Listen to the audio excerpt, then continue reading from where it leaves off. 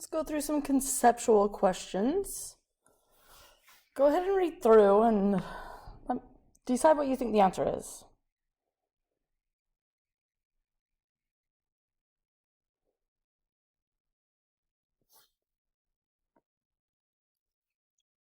All right.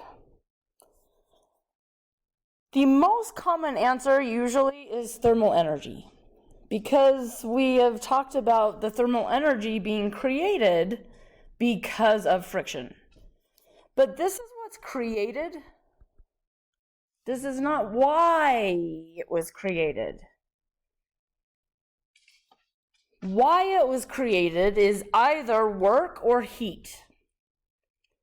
So, work, remember, is a force acting over a distance. Heat is a transfer of energy because a system, here that would be our object, and its surroundings are at different temperatures. So the correct answer here is A. We're dragging an object, so we're applying a force. We're making it move across a rough surface. So this work that we are doing is why the temperature increases.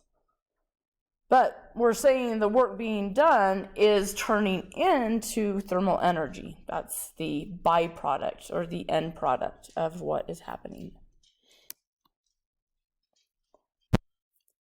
Learning to distinguish between the types of energy, what we mean by them, is very important in this section. Let's look at another question. What do you think about this?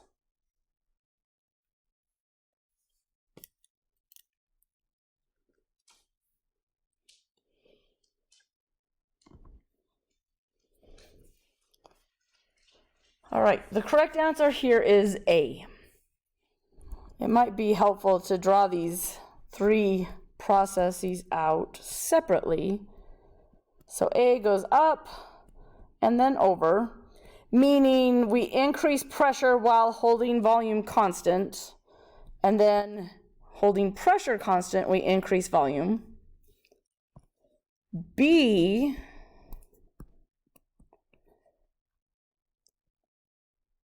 both pressure and volume are increasing. This is not a specific process that we've talked about, but it's okay, we can still talk about the work. Oops, yep. Last one, constant pressure while volume increases, and then constant volume while pressure increases. So the fundamental equation for work is the integral of pressure with respect to volume. The negative sign has to do with whether the energy is going into the gas or coming out. And this question is asking us about the magnitude, so we don't really need to worry about the negative sign at the moment. But because these graphs are pressure versus volume, P dV, integration means the area under the curve. So process A, the area under the curve is this rectangle. B, the area under the curve, is part rectangle, part triangle. But this is smaller than A because we've cut out this top corner here. Finally, C, the area under the curve, just this smaller rectangle down at the bottom. So A represents more work being done.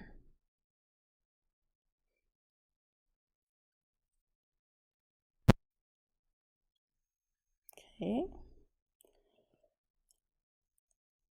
What about this one?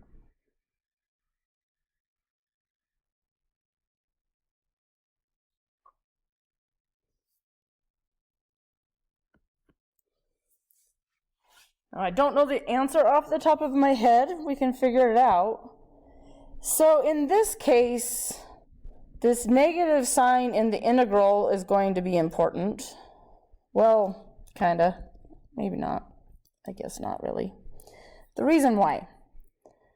If I think about just the arrow going upwards, this one right here, the area under the curve is this bottom rectangle plus the triangle. The work would be negative technically because the volume is increasing. During the second step of this cycle, there's no work because it's constant volume. During this last step, we have this rectangle, but because the arrow is pointing to the left and the volume is decreasing, the work here would be positive. Ultimately, the overall net work done during the cycle is only going to be the area bounded by that triangle. Now, it is implying we only want the magnitude. Technically, the work would be negative, meaning energy leaving the gas, because the work is bigger for the portion going up and to the right. But the net work is represented by simply that triangle. The equation to find the area of a triangle, 1/2 base times height. So the base here is the difference between the two. So 2 meters cubed. The height here ends up being 2,000. 2,000 pascals. So we get 2,000. A pascal is a Newton per meter squared. We're multiplying that by meters cubed. So we're ending up with Newton meters, which is also a joule. So D is the correct answer.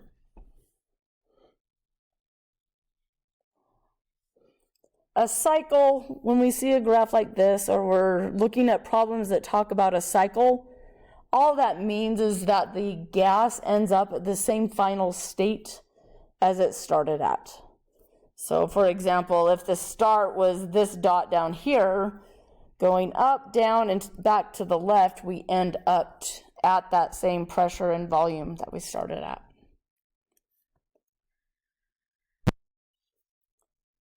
Okay, I have another question. What do you think about this?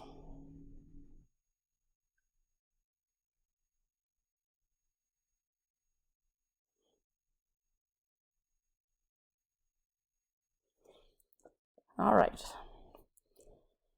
So this gas expands rapidly. It happens very quickly. That implies and means that Q is 0. The heat energy, that transfer of energy takes time. So if we're talking about a process happening rapidly, then there's no heat. If we think about the first law of thermodynamics,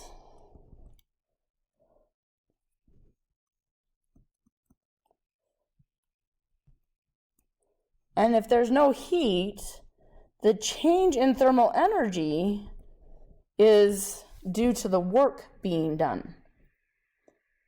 So the work, since this gas is expanding, the work is going to be negative, which means that the change in thermal energy is negative. Delta E thermal is always related to delta T. There's a direct relationship. So T final minus T initial. The only way to get a negative number from a delta T is for T final to be less than T initial. A smaller number subtracting a larger number gives us a negative answer. So T final has to be smaller, so the temperature of this gas is going to fall.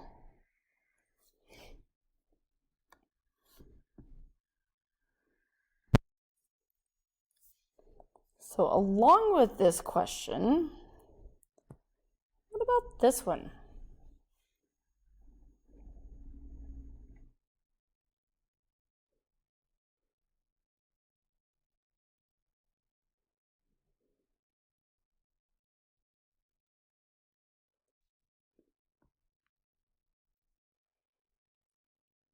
So the correct answer is because of the work being done. So as we mentioned just in this last question, rapidly means there is no heat. There's no time for that type of energy exchange to occur. But the temperature is going to decrease according to the first law of thermodynamics, that conservation of energy. So the reason why the temperature falls is because of the work being done. That work being done causes a change in thermal energy, which in turn means the temperature is decreasing.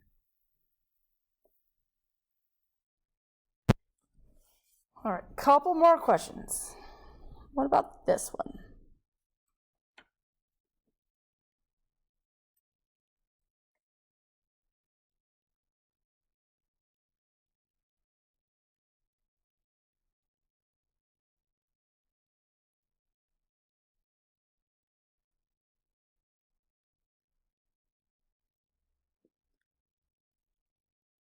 Okay, so the problem specifically tells us that the temperature is constant. That means delta E thermal is 0. Because delta E thermal always equals NCV delta T. If the temperature is not changing, then there's no change in thermal energy. That also means Q plus W, heat plus work, has to be 0. Since they're asking us about Q, we know that Q has to equal negative W, negative work. So coming back here, we keep adding more and more mass, causing the volume to decrease. So to cause the volume to decrease, we're putting energy in to the gas by work or through work. So the work itself is positive. If the work is positive, then Q has to be negative. So Q is less than 0.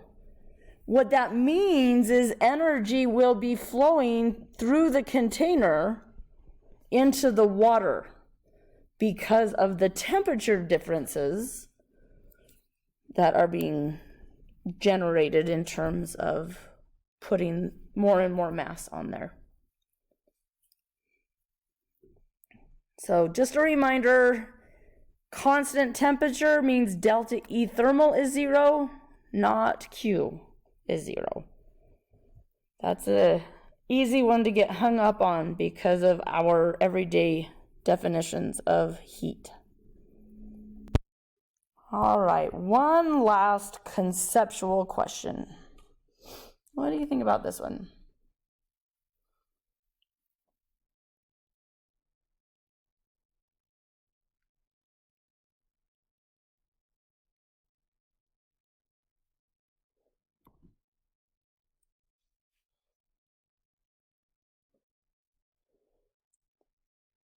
Okay, well-insulated cylinder.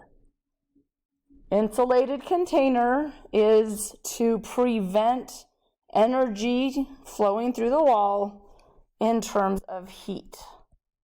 So Q is 0. This would be considered an adiabatic process. When we look at the first law of thermodynamics, if Q is 0, then the change in thermal energy is happening because of the work being done.